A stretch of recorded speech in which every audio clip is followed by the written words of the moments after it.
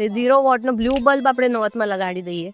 Okay. એક 0 વોટનો blue bulb નોર્થમાં અને એક રેડ 0 વોટ બલ્બ સાઉથ ઇસ્ટમાં. સાઉથ ઇસ્ટમાં તો એ બેલેન્સ કરશે. એ બેલેન્સ કરશે અને એ બેનિફિટ દેશે. અરે વાહ. યસ. ઓકે.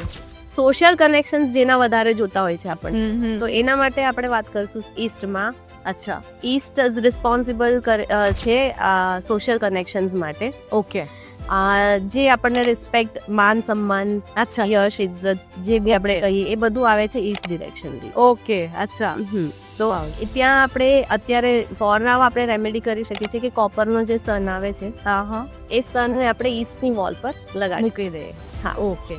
તો એનાથી ઘણો બધો ફાયદો. સોશિયલ સર્કલમાં તમારું સોશિયલ યસ. તમારું એ બધું એમાં હા. અત્યારે બેઝિક આપણે જે વાસ્તુની વાત કરી કે આપણે ઈસ્ટમાં મારું ટોયલેટ આવી ગયું છે, હવે હું શું કરું. બરાબર. નોર્થમાં મારું ટોયલેટ આવી ગયું છે, કિચન મારું નોર્થ ઈસ્ટમાં આવી ગયું છે, તો અત્યારે તમે એવી બેઝિક રેમેડીઝ કરી દો, તમને ઘણા બધા ફાયદા થઈ જશે. ઓ વાવ, અમેઝિંગ. ઓકે. યસ.